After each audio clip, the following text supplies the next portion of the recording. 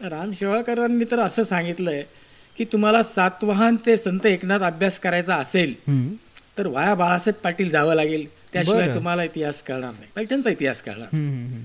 आणि त्यांचं संग्रहालय अनेक लोकांनी मागितलं, बरं. सालारजंग म्युझियमनी मागितलं, टाटानी मागितलं, म्हणून त्यांना गावातले लोक खापरवेड्या म्हणाले. बरं. इतक्या चांगल्या घरातला मुलगा आहे हा, कसं काय हे असे खापर नाण्याच्या कुठं लाकडाच्या कोरीव काम जमा करतोय आणि आणतोय. या तिघांनी ठरवलं की त्यावेळेसचा तो जो निजामाचा पंतप्रधान आहे तो पैठण दौऱ्यावर येणार होता, त्याची गाडी तिकडनं येणार होती, म्हणून यांनी ते डिटोनर आणून त्याची वायरिंग आमच्या शेतापर्यंत करून ठेवली होती की याची गाडी उडवायची आपल्याला. युम पठाणनी लेख लिहिला होता हे अक्षर प्रेम की, तर तो पूर्ण लेख तसाचे तसा ऑस्ट्रिया नावाच्या देशामध्ये तो त्यांच्या विद्यापीठामध्ये हिंदी पुस्तकामध्ये धडा म्हणून घेतलेला आहे. कुठल्याही पुरातत्व खात्याचे शिक्षण नसताना फक्त आणि फक्त छंद आणि त्यातून जमला 25,000 वस्तूंचा खजाना. आपले अख्खे आयुष्य खर्च करून इतिहासामध्ये त्यांनी योगदान दिलं. सो मी अमित पारवे घेऊन आलो आहे आज व्यक्तिविशेष पॉडकास्ट, ज्यामध्ये आपण जाणून घेणार आहोत दिवंगत इतिहास संशोधक श्री बाळासाहेब पाटील यांच्याबद्दल, त्यांचे सुपुत्र श्री चंद्रशेखर पाटील यांच्याकडून. त्यांनी हा छंद कसा जोपासला, काय अडचणी आल्या, त्यांचे गमतीशीर किस्से काय होते, अशा बऱ्याच गोष्टी तुम्हाला ऐकायला मिळणार आहेत. So sit back, relax and enjoy with TAP podcast.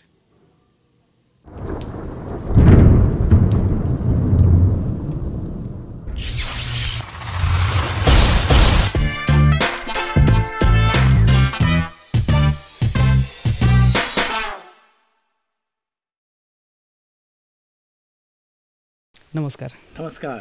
TAP पॉडकास्टमध्ये तुमचं पुन्हा एकदा स्वागत करतो. कसे आहात तुम्ही? मजेत.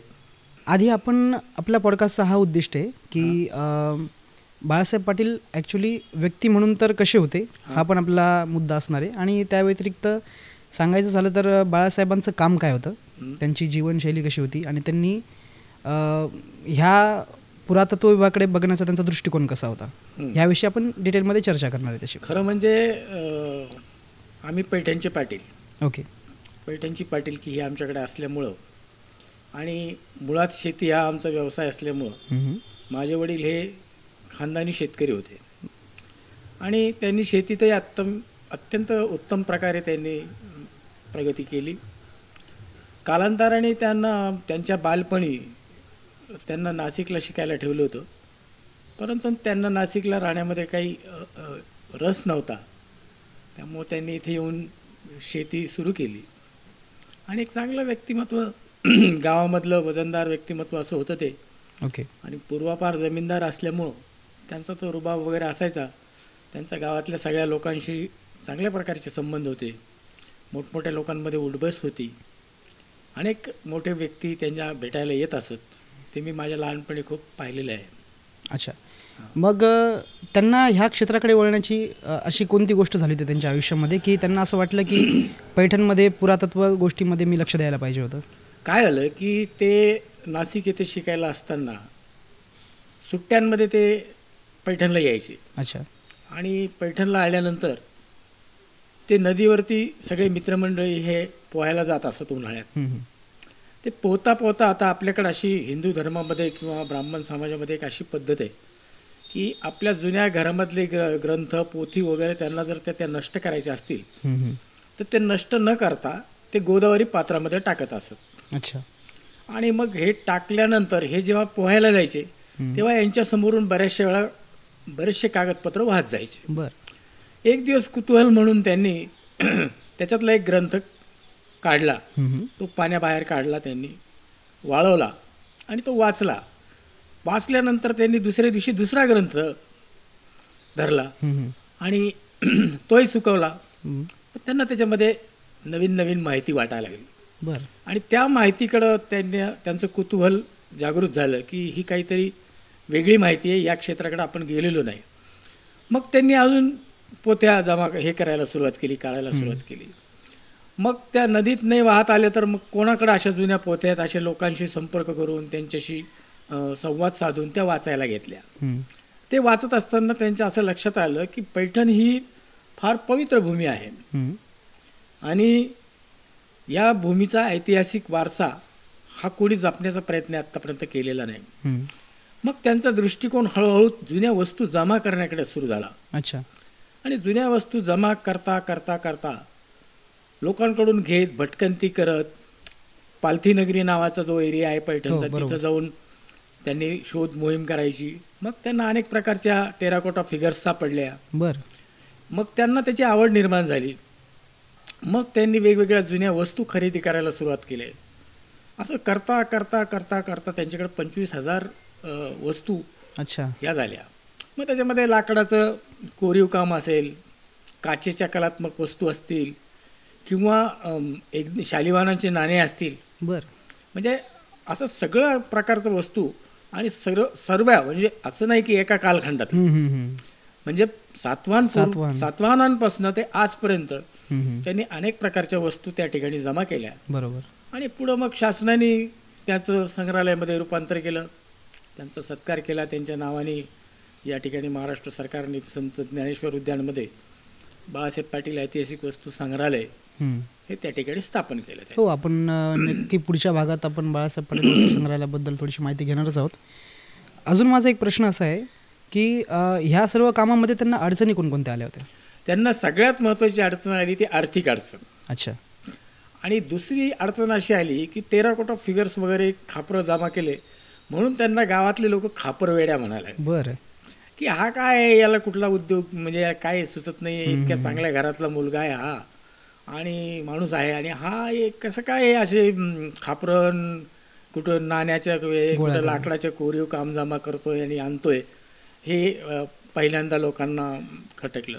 आणि मग ते त्याला खापरवेड्या पाटील म्हणायला लागले. बरं. पुढं काय झालं की जेव्हा हे सगळ्या विद्वानांना समजत गेलं की यांनी अशा प्रकारच्या पैठणच्या एका माणसाने काही वस्तू जमा केलेल्या आहेत, तेव्हा एवढ्या सुविधा नव्हत्या, यूट्यूब नव्हतं किंवा फेसबुक नव्हतं, प्रसाराचं माध्यम नव्हतं. 1-2 वेळा लेख त्यांचे पेपरला छापून आले. आणि ते छापून आल्यानंतर ते पेपर वाचून मग मोठमोठे लोक त्यांचं त्या वस्तू पाहायला यायला लागले. अच्छा. आणि मग ते पाहता पाहता त्यांच्यावर युम पठाणनी लेख लिहिला. बरं. मग त्यांच्यावर पु भावेंनी लेख लिहिला. बरं. राम शेवाळकरांनी लेख लिहिला. बरं. राम शेवाळकरांनी तर असं सांगितलंय की तुम्हाला सातवाहन ते संत एकनाथ अभ्यास करायचा असेल तर वाया बाळासाहेब पाटील जावं लागेल, त्याशिवाय तुम्हाला इतिहास कळणार नाही. बापरे. पैठणचा इतिहास कळणार. असं त्यांनी करत करत मग त्यांच्या मध्ये खूप राजकीय लोक असतील, मोठमोठे अधिकारी असतील. तुम्ही सांगू शकता का कोण कोण अजून राजकीय मध्ये वगैरे? तत्कालीन राज्यपाल होते सादिक अली म्हणून, ते येऊन गेले. बरं. त्याच्यानंतर इंदिरा गांधींनी त्यांच्या संग्रहालयाला भेट दिलेली आहे. यशवंतराव चव्हाण असतील, शंकरराव चव्हाण असतील, किंवा जर अगदीच स्वातंत्र्य काळातल्या स्वातंत्र्य सैनिकाबद्दल सांगायचं झालं तर अच्युतराव पटवर्धन असतील. लेखकांपैकी शंकर पाटील असतील, दमा मिराजदार असतील, व्यंकटेश माडगुळकर असतील, असे अनेक, अमर शेख असतील, अण्णाभाऊ साठे असतील, अशा अनेक प्रकारचे लोक हे त्यांच्या भेटीला येत असत. मग तुम्हाला कसं वाटायचं तेव्हा? की तेव्हा मी खूपच लहान होतो, आम्ही फक्त चहा पाणी देण्यापुरतं आम्ही राहायचो या माडीमध्ये. त्यांचा ते बसायचे आणि खालून आम्ही त्यांनी वरतून खिडकीतून सांगायचं की आणा चहा, आम्ही आपलं चहा पाण्याचं काम त्या ठिकाणी. आपला उद्दिष्ट हाच होता, आपण त्यांच्याच वाड्यामध्ये हा पॉडकास्ट शूट करतोय आणि ती बॉन्डिंग आणि त्या आठवणी पटकन तुमच्यासमोर येण्यासाठी आपण हा सगळा सेटअप आज त्यांच्या वाड्यातच लावला आहे.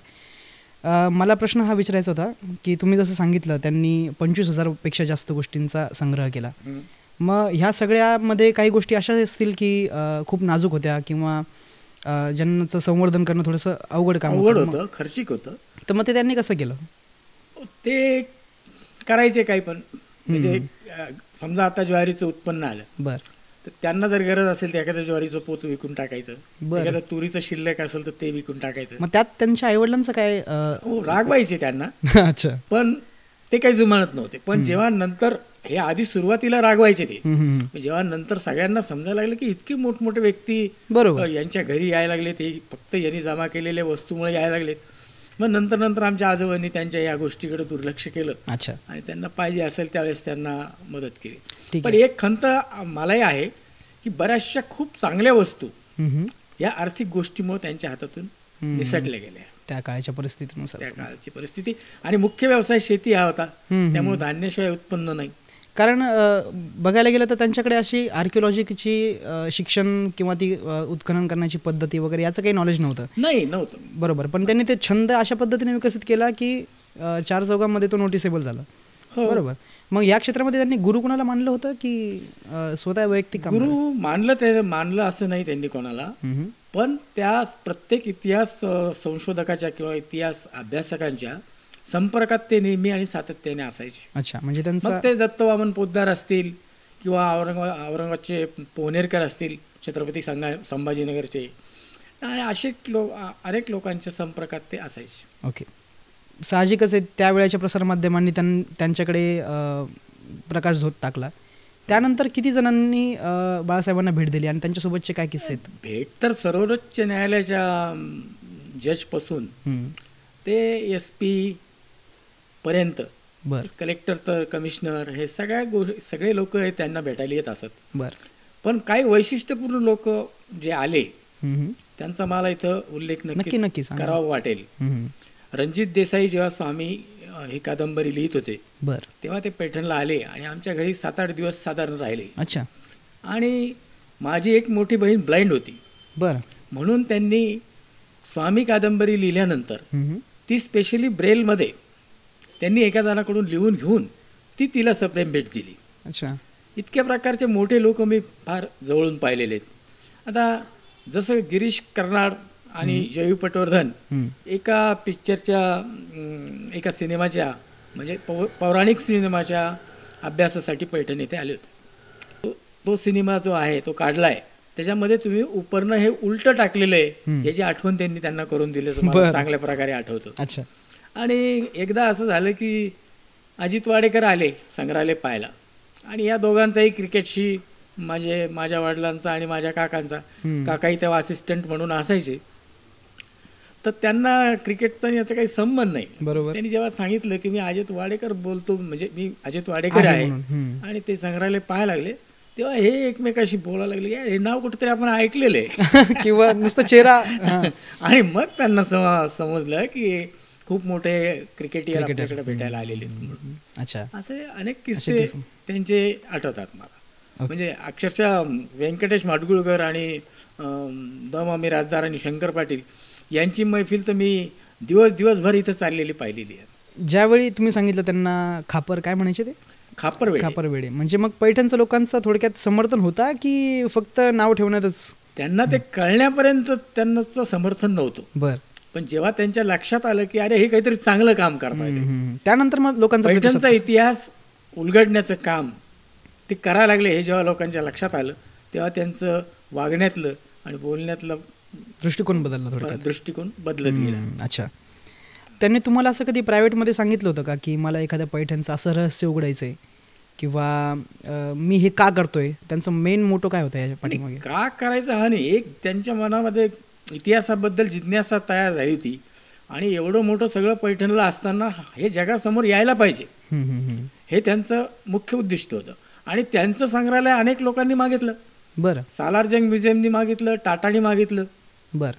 परंतु त्यांनी असं सांगितलं की हे मी माझ्या भूमीमध्ये जमा केलेलं आहे, एकही वस्तू बाहेरून आणलेली नाहीये, या सगळ्या वस्तू मी पैठणमध्ये जमा केलेल्या आहेत. बरोबर.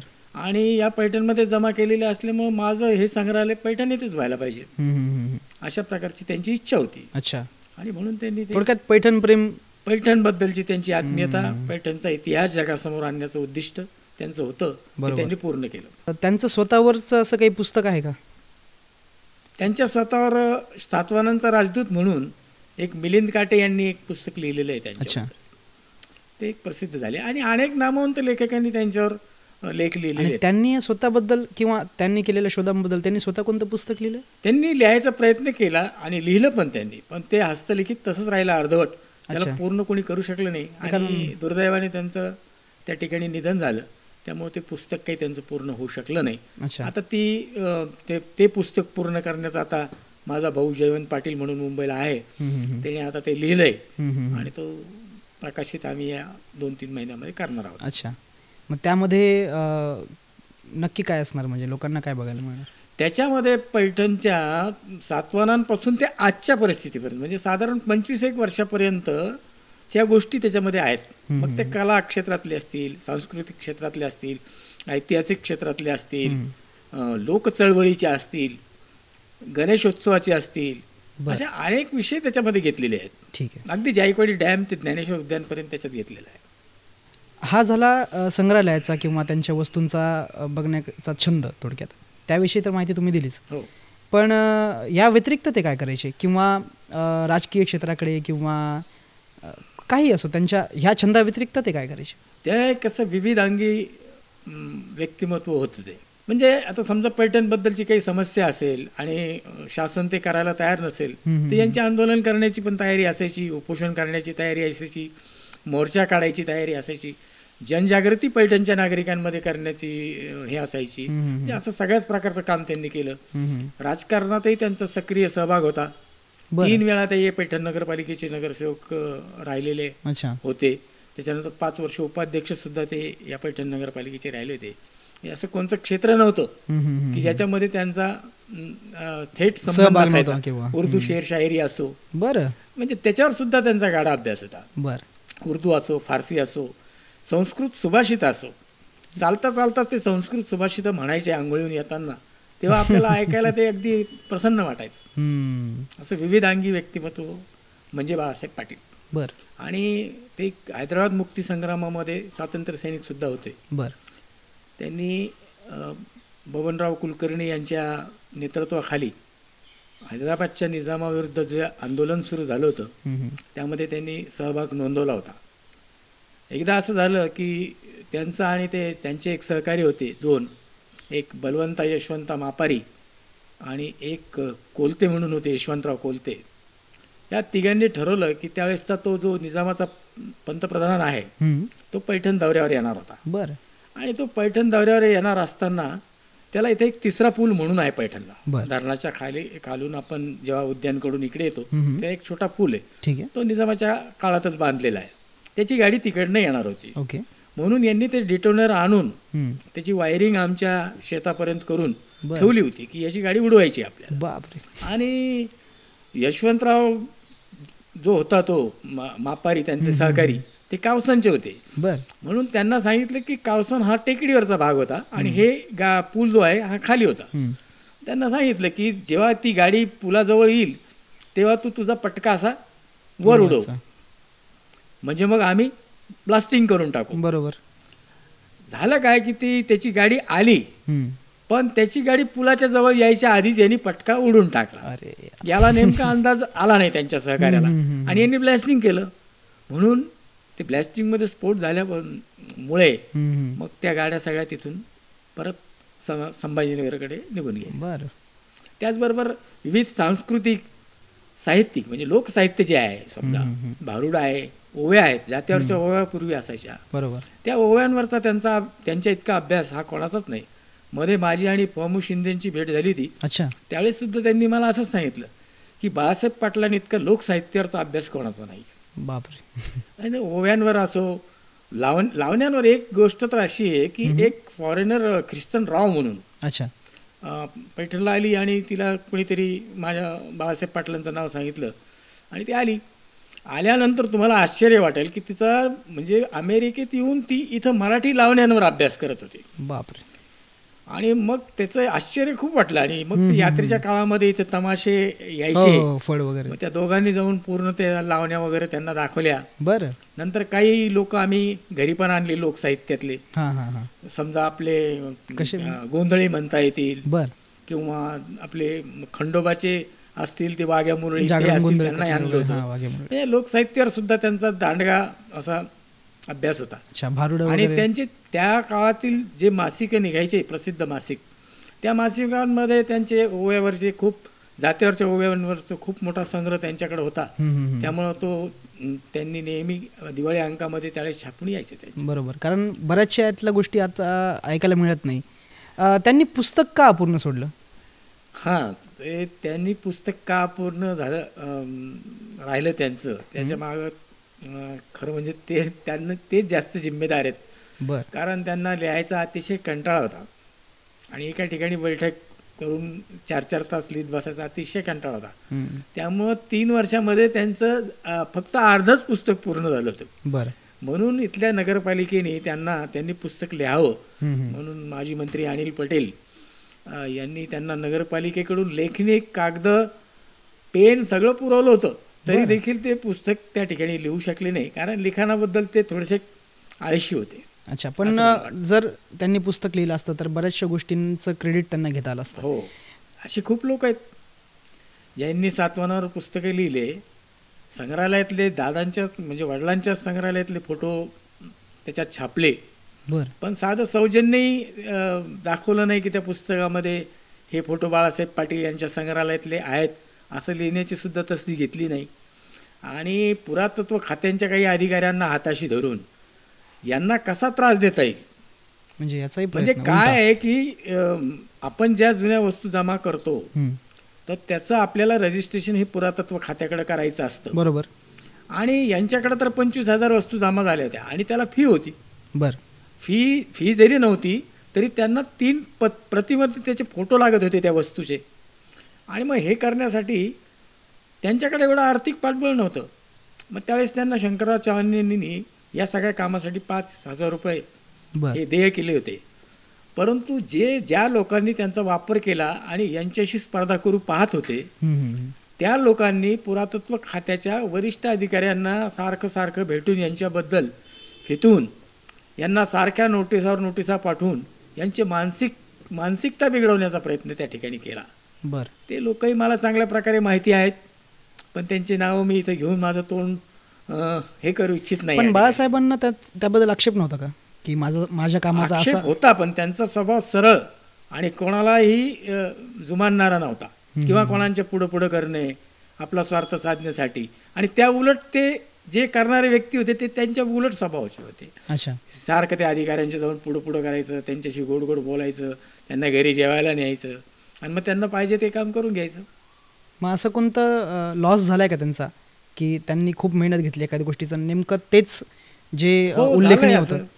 बाबासाहेब पुरंदरेंचा सुरुवातीला महाराष्ट्रातला अगदी सुरुवातीचा कार्यक्रम पैठणी येथे घेण्याचं पूर्ण नियोजन त्यांनी केलं. बरं. ते ठरवलं सुद्धा, त्याची पूर्ण तयारी सुद्धा झाली. पण काही पैठणच्या राजकीय मंडळींनी, त्यांची नावं मी या ठिकाणी घेऊ इच्छित नाही, ठीक आहे, त्या लोकांनी या ठिकाणी ऐन वेळेला हा कार्यक्रम हायजॅक करून पूर्णपणे यांच्यामार्फत होणारा किंवा यांच्या मंडळामार्फत होणारा कार्यक्रम हा यांच्याकडून काढून घेतला आणि ती स्वतः एक दुसरं मंडळ स्थापन करून त्याच्यामार्फत त्यांनी कार्यक्रम केला. अच्छा. वास्तविक पाहता त्या लोकांचा या क्षेत्राशी कुठल्याही प्रकारचा संबंध नव्हता. मग तुम्हाला असं वाटतं का की त्यांनी पुस्तक लिहायला पाहिजे होतं की जेणेकरून ह्या गोष्टी झाल्या नसत्या? निश्चित. त्यांनी जर पुस्तक लिहिलं असतं तर आज खऱ्या अर्थाने पैठणचा इतिहास खरा कसा आहे तो कळला असता. बरोबर. या व्यतिरिक्त काही गमतीशीर किस्से आहेत का त्यांचे वैयक्तिक जीवनातले भरपूर गमतीशीर किस्से? तरी एखादा सांगू शकता? ते एकदा नाशिकला गेले होते आणि नाशिकहून येताना त्यावेळेस संभाजीनगरला जर यायचं तर मनमाडला गाडी बदलावं लागायची जंक्शन, आणि मनमाड जंक्शन असल्यामुळे तिथे ती बदलावं लागायची. तर खाली उतरले आणि साधारण सकाळ होत आलेली होती, म्हणजे 3-3:30च्या दरम्यान काहीतरी वेळ होती. आणि हे उतरले आणि यांनी काहीतरी घ्यावं म्हणून खिशात हात घातला तर यांचं पैशाचं पाकिट त्या ठिकाणी मारलेलं होतं. बरं. अरे आता यांना प्रश्न पडला की आता आपल्याला एकतर संभाजीनगरला परत जायचं आहे, भूकही खूप लागलेली आहे, मग आता करायचं काय आपण? चला म्हणे ठीक आहे, सकाळ होईपर्यंत अजून 2 तास वाट पाहू, मग काहीतरी ठरवता येईल. कारण रेल्वे इकडे येणारी सकाळी होती. असं तर सकाळी आता तिथं ते सफाई कामगार असतात, ते झाडायला आले आणि हे एक त्या बाकड्यावर बसलेले होते.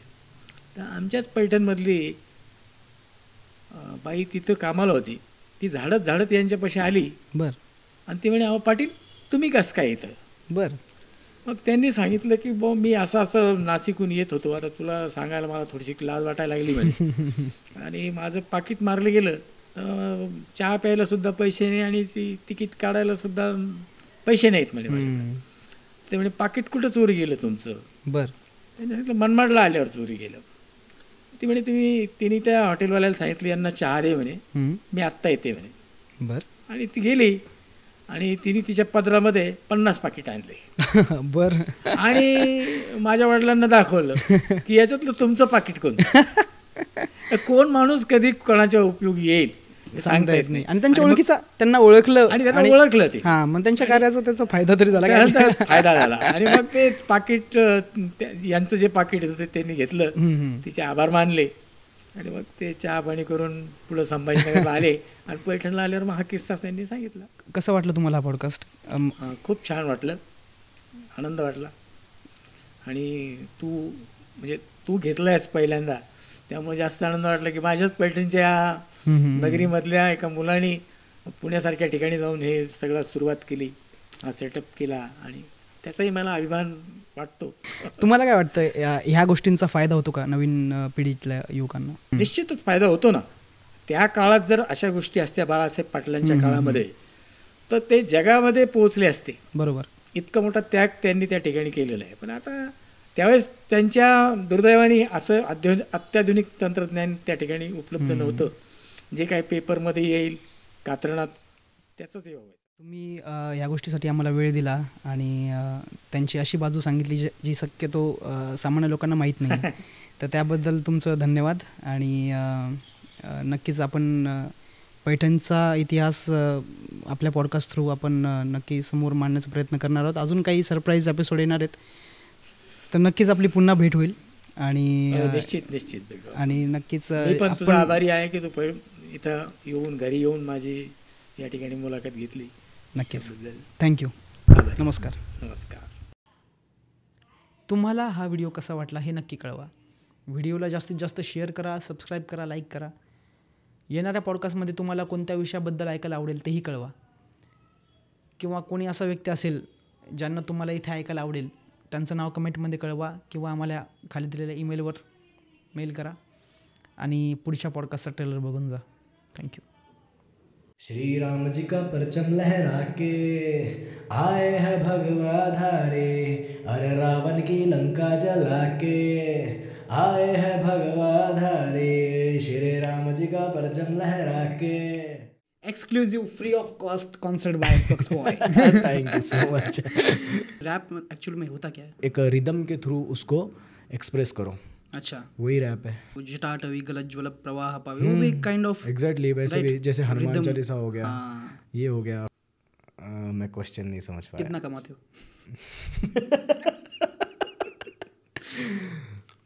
बस फिलहाल अपनी ज़रूरत पूरी कर सकूँ उतना कमाता हूँ. Most typical answer. वैसे जैसे मेरे भक्ति सॉन्ग बहुत ज़्यादा है, तो लोगों को लगता है कि मैं भक्ति सॉन्ग्स करता हूँ सिर्फ.